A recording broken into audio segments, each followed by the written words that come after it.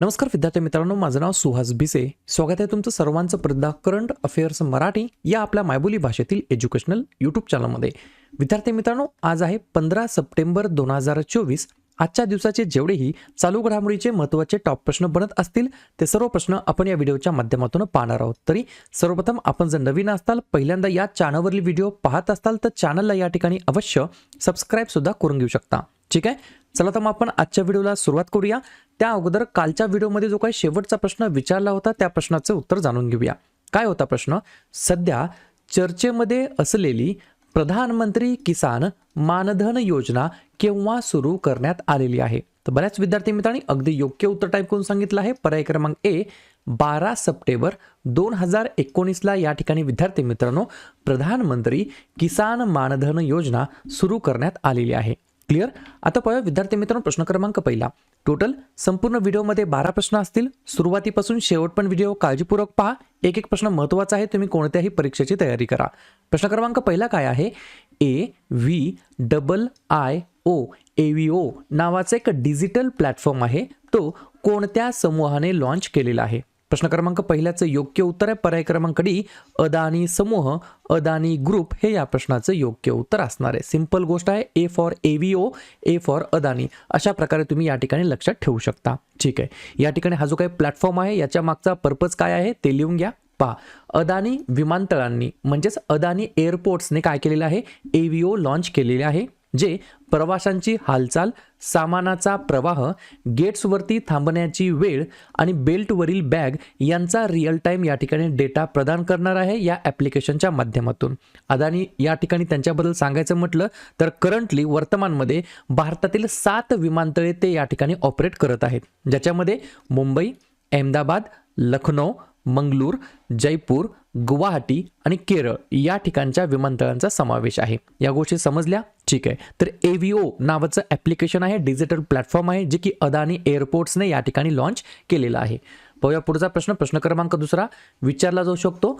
दरवर्षी अभियंता दिवस म्हणजेच इंजिनियर्स डे आणि आंतरराष्ट्रीय लोकशाही दिवस म्हणजेच इंटरनॅशनल डेमोक्रेसी डे केव्हा साजरा करण्यात येत असतो? 2 नंबरच्या प्रश्नाचं योग्य उत्तर आहे पर्याय क्रमांक सी आजच्याच दिवशी 15 सप्टेंबरला दरवर्षी या ठिकाणी अभियंता दिवस आणि आंतरराष्ट्रीय लोकशाही दिवस हे 2 दिवस साजरा करण्यात येत असतात. ठीक आहे, अभियंता दिवस कोणाच्या स्मरणार्थ आपण साजरा करतो? तर M विश्वेश्वरय्या यांची जयंती आणि विज्ञान तसेच तंत्रज्ञान क्षेत्रातील त्यांच्या योगदानाच्या स्मरणार्थ आपण 15 सप्टेंबर हा दिवस संपूर्ण भारतामध्ये अभियंता दिवस म्हणून साजरा करतो. ठीक आहे, दोन्हीही गोष्टी कशा संदर्भात आहेत? महत्त्वाच्या दिवसाबद्दल. तर लगेच काय करूया आपण, सप्टेंबर महिन्यातील जेवढेही महत्त्वाचे दिवस आहेत त्याच्यावरती आपण एकदा रिव्हिजन करूया. लिहून घ्या.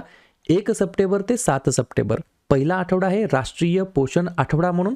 त्यानंतर 2 सप्टेंबर जागतिक नारळ दिवस, 4 सप्टेंबर राष्ट्रीय वन्यजीव दिवस, 5 सप्टेंबर शिक्षक दिवस, 8 सप्टेंबर आंतरराष्ट्रीय साक्षरता दिवस, 10 सप्टेंबर जागतिक प्रथमोपचार दिवस आणि जागतिक आत्महत्या प्रतिबंध दिवस, 11 सप्टेंबर राष्ट्रीय वन शहीद दिवस, 14 सप्टेंबर हिंदी दिवस, 15 सप्टेंबर अभियंता दिवस आणि आंतरराष्ट्रीय लोकशाही दिवस, 16 सप्टेंबर जागतिक ओझोन दिवस, 18 सप्टेंबर जागतिक बांबू दिवस, 21 सप्टेंबर आंतरराष्ट्रीय शांतता दिवस आणि जागतिक अल्झायमर दिवस, 22 सप्टेंबर जागतिक गेंडा दिवस आणि सप्टेंबर महिन्यातील 4थ्या रविवारी असतो जागतिक नदी दिवस, 26 सप्टेंबर जागतिक पर्यावरण आरोग्य दिवस आणि जागतिक सागरी दिवस, 27 सप्टेंबर जागतिक पर्यटन दिवस, 28 सप्टेंबर जागतिक रेबीज दिवस आणि 29 सप्टेंबर जागतिक हृदय दिवस. क्लिअर? पाहूया पुढचा प्रश्न. प्रश्न क्रमांक 3 आगामी टिंबटिंब या वर्षीच्या आशियाई क्रीडा स्पर्धेमध्ये योगासनाचा प्रात्यक्षिक खेळ म्हणून अधिकृतपणे समावेश करण्यात आलेला आहे. 3 नंबरच्या प्रश्नाचं योग्य उत्तर आहे पर्याय क्रमांक बी 2026. लक्षात घ्या प्रश्नाचा अर्थ काय. 2026च्या आशियाई क्रीडा स्पर्धेमध्ये जे काही योगासनाचे प्रात्यक्षिक असतात ते या ठिकाणी खेळ म्हणून ऑफिशियली त्याचा या ठिकाणी इन्क्लुडेशन करण्यात आलेला आहे. आशियाई क्रीडा स्पर्धेमध्ये समावेश करण्यात आलेला आहे. याच्याबद्दल 3-4 पॉइंट्स लिहून घ्या. जपानमधील आयची नागोया येथे होणाऱ्या 2026 आशियाई क्रीडा स्पर्धेमध्ये भारताचा प्राचीन खेळ योगासनाचा प्रात्यक्षिक कार्यक्रम म्हणून समावेश करण्यात आलेला आहे. 2026चे आशियाई खेळ, ज्यांना 20व्या आशियाई खेळ आणि आयची नागोया 2026 म्हणून देखील ओळखलं जात आहे, कधी होणार आहेत? 19 सप्टेंबर 2026 ते 4 ऑक्टोबर 2026 या कालावधीमध्ये ही एक या ठिकाणी बहुक्रीडा स्पर्धा असणार आहे, जी आयोजित करण्यात आलेली आहे. ठीक आहे, तर या ठिकाणी तुम्ही बिझनेस स्टँडर्डची न्यूज देखील वाचू शकता. Yogasana to be included as demonstration sport in 2026 Asian Games. Clear? पाहूया पुढचा प्रश्न, प्रश्न क्रमांक 4. एक नौदल सराव आहे ओसियन नावाचा, ज्याला मराठीमध्ये ट्रान्सलेशन होतं महासागर, बरोबर? तर नौदल सराव ओसियन नावाचा नौदल सराव हा कोणत्या देशाचा सर्वात मोठा नौदल सराव आहे? तर पर्याय क्रमांक ए रशिया हे या प्रश्नाचं योग्य उत्तर असणार आहे. 3 पॉइंट लिहून घ्या. ओसियन हे 1970 आणि 1980च्या दशकामध्ये सोव्हिएत नौदलाने केलेल्या नौदल सरावांचे सांकेतिक नाव आहे. हे युक्ती सोव्हिएत नौदलाचे सर्वात मोठे शीतयुद्ध ऑपरेशनल आणि लढाऊ प्रशिक्षण कार्यक्रम होते. आणि तिसरा पॉइंट, रशियाने जपानच्या समुद्रामध्ये चीनच्या बरोबरीने सोव्हिएत काळानंतरच्या सर्वात मोठ्या नौदलाच्या कवायती या ठिकाणी सुरू केलेल्या आहेत. तर ओसियन नेव्ही एक्झरसाइज असं इंग्रजीमध्ये म्हणता येईल, जे या ठिकाणी रशियाचा सर्वात मोठा नौदल सराव आहे. प्रश्न आहे सरावाबद्दल, एक्झरसाइज बद्दल. तर भारतासोबत अन्य देशांचे जे काही वेगवेगळे एक्झरसाइज आहेत त्यांची नावे काय आहेत त्याच्यावरती चर्चा करूया. ऑस्ट्रा हिंद सराव आहे भारत आणि ऑस्ट्रेलिया दरम्यान. वीर गार्डियन आणि जिमेक्स सराव आहे जपानसोबत. सूर्यकिरण सराव आहे नेपाळसोबत. युद्धाभ्यास आणि तारकश सराव आहे अमेरिकासोबत. गरुडा शक्ती आणि समुद्र शक्ती आहे इंडोनेशियासोबत. डस्टलिक सराव आहे उझबेकिस्तानसोबत. फ्रिंजेक्स सराव आहे फ्रान्स देशासोबत. बोंगो सागर आहे बांगलादेशासोबत. आणि खान क्वेस्ट सराव आहे मंगोलिया देशासोबत. पुढचा प्रश्न, नवीन वेटलँड व्हायरस कोणत्या देशामध्ये आढळून आलेला आहे? डोळे झाकून लिहायचं. पर्याय क्रमांक डी सी फॉर चीन हे या प्रश्नाचं योग्य उत्तर असणार आहे. अशा प्रकारचे जे काही कुटाणे होत असतात, नवनवीन व्हायरस क्रिएट होत असतात, ज्याच्यामुळे देशभरामध्ये किंवा जागतिक लेवलवरती या ठिकाणी खूप या ठिकाणी काय होतं तर नुकसान होत असतं. तर अशा प्रकारचे व्हायरस हे कुठे तयार होतात तर चीनमध्येच तयार होत असतात. जास्तीत जास्त मॅक्झिमम वेळेस नवीन वेटलँड नावाचा व्हायरस या ठिकाणी चीन देशामध्ये आढळून आलेला आहे. 2-3 पॉईंट लिहून घ्या. व्हायरसच्या आर्थोनायरो व्हायरस वंशाचा सदस्य आहे. हे नाव अतिशय विशिष्ट आहे कारण ते टिक बोर्न व्हायरसशी संबंधित आहे. हे टिक चाव्याद्वारे मानवांमध्ये पसरत आहे आणि त्यामध्ये मेंदूमध्ये समस्या निर्माण होण्याची उच्च क्षमता आहे, हाय कॅपेबिलिटी आहे, बरोबर? तर पर्याय क्रमांक डी चीन हे या प्रश्नाचं योग्य उत्तर असणार आहे. पुढचा प्रश्न, सप्टेंबर 2024 मध्ये खालीलपैकी कोणाची राजभाषा संसदीय समितीच्या अध्यक्षपदी एकमताने पुनर्निवड करण्यात आलेली आहे? 6व्या नंबरच्या प्रश्नाचं योग्य उत्तर आहे पर्याय क्रमांक सी अमित शहा असं त्यांचं नाव आहे. त्यांना या ठिकाणी राजभाषा संसदीय समितीच्या अध्यक्षपदी एकमताने पुनर्निवड करण्यात आलेली आहे. एक पॉइंट लिहून घ्या. अमित शहा यांनी 2019 ते 24 या काळामध्ये समितीचे अध्यक्ष म्हणून देखील कामकाज या ठिकाणी पाहिलेलं आहे.